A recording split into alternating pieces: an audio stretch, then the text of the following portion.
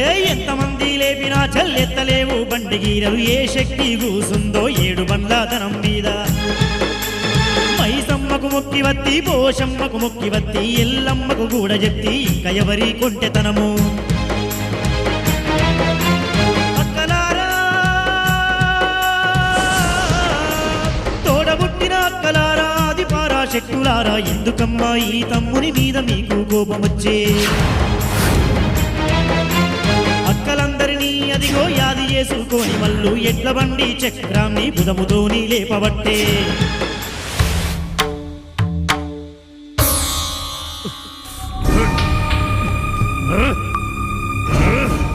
పోచమ్మ తల్లి మాతాయ నమః.